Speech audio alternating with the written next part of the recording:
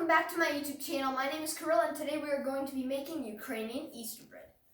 So this is the recipe we are going to be following. This is my Ukrainian grandmother's recipe. My mom and her mom have made this recipe for many years and we get to enjoy it every year. So this recipe is actually quite involved, as you can see. And it's so involved that I am putting the ingredients in the description and a couple reminders, like this does take 4 hours to rise. The first step is to take your 3 cups of flour and dump it in. And you do want to put the flour into the bowl that you will let the dough rise in. So the next step is to take a spoonful of sugar into a bowl. Next, you want to pour in your warm milk and sprinkle your yeast on top. Now, the reason we put sugar in is that because sugar makes the yeast activate faster. After you pour the yeast in, you want to cover. You do not want to stir because you want to let the yeast become more active. And once you cover it with, in this case I'm using saran wrap, set it aside. So the next step is to take half your sugar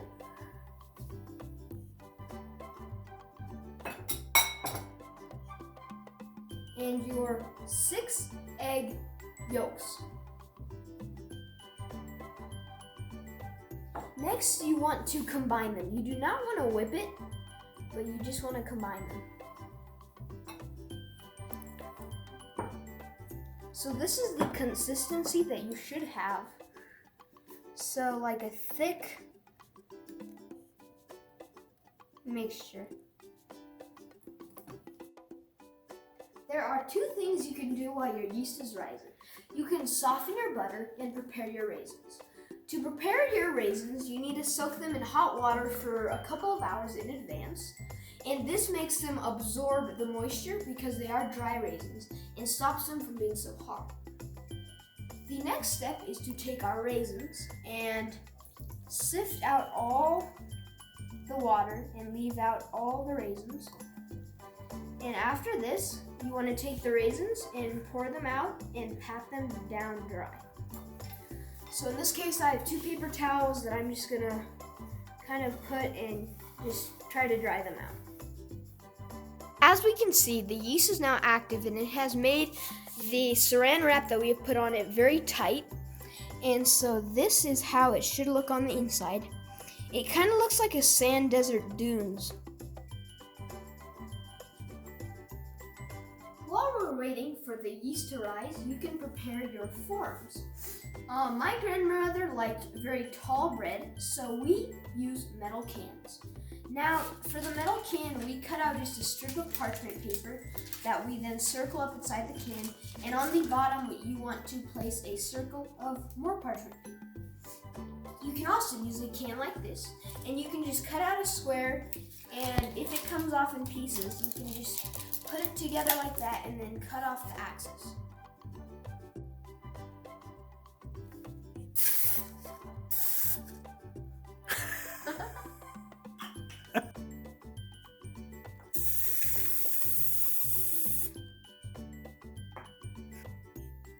So now we are going to finish up our other forms. Whoa! There we go, now they're done. Alright, so let's look at our yeast to see if it's ready. That is ready. As you can see, it is bubbling up, and the moment we took off the cover, they all started going away. So this is the perfect consistency that it should be.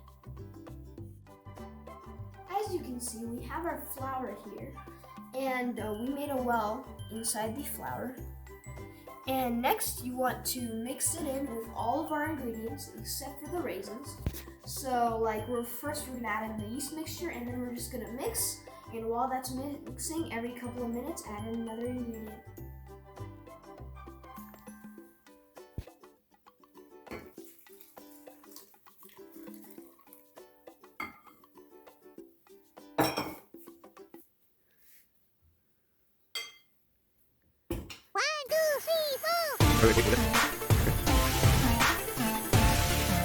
Another.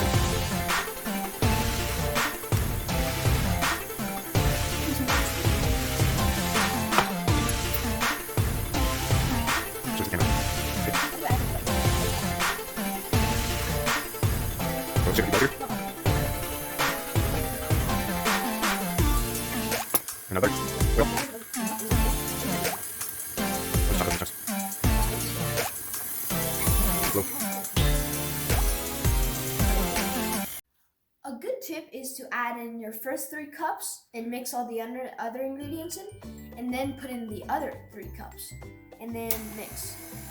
You want to mix it on a slow. So we stopped it, and you want to stop it every couple of minutes and scrape down the sides and bottom. The reason is that flour can sometimes stay on the very bottom, and then it can, like, the actual dough on the top can look a lot more runny, but in reality it's actually, there's just a ton of flour that's just sitting on the bottom. So it is mixing right now, and I'm about to stop it to show you how it should look.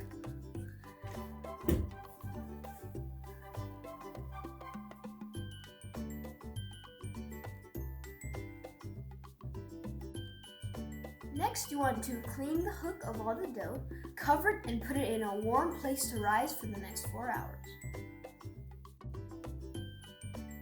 So this is our dough proofing. We have it in a warm spot, and now we are going to be keeping it here for 3 to 4 hours. And you kind of want to watch it to make sure that it does not overflow. So the next step, after it's proved for about 4 hours, or in our case, we have proved it overnight, we next are going to take our raisins and drop them in, and then put it in our mixer and beat it on low for a couple of minutes.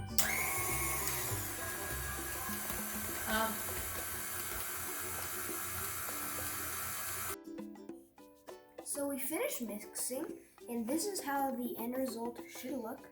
So the raisins evenly distributed throughout the batter. And the next step is to fill each of your forms about halfway and let them proof for yet another hour.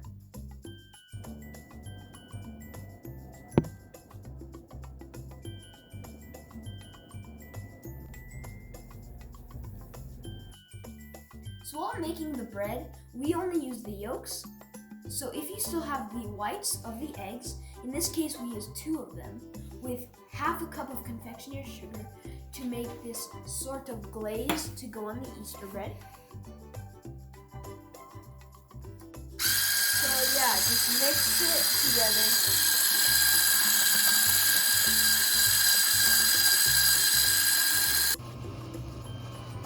So this is how it should look when it's ready.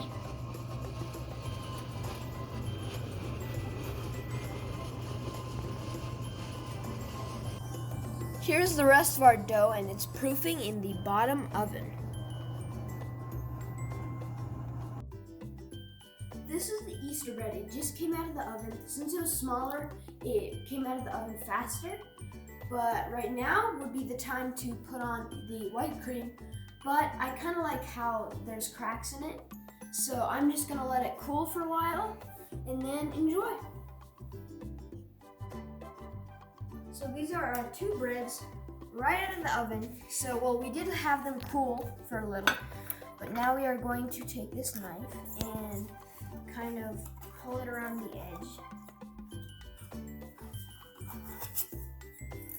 And then we are going to open it on up.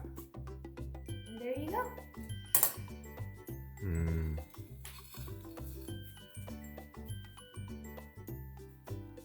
And now for our second one, kind of just want to pull it out. And then it's optional to keep the bottom part on. I like to take it off.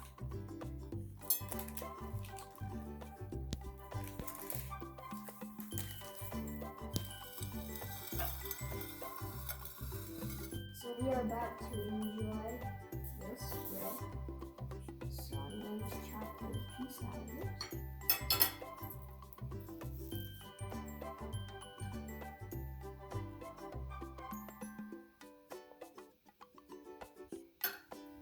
And the beauty in this is that it's very tall and majestic. So usually when you get a piece, it's like a lot, so we cut it into corners.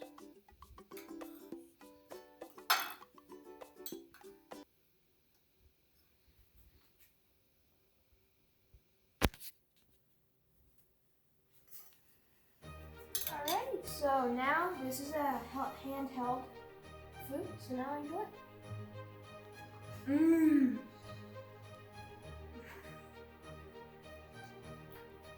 It is so good. It's so moist and fresh, and the raisins blended perfectly.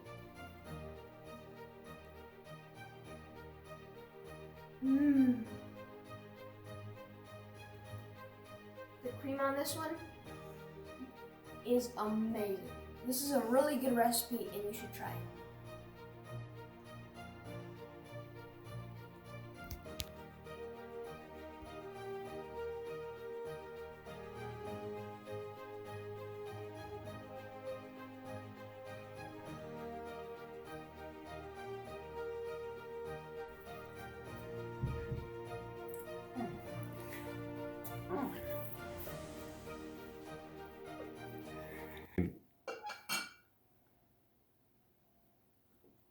Mm.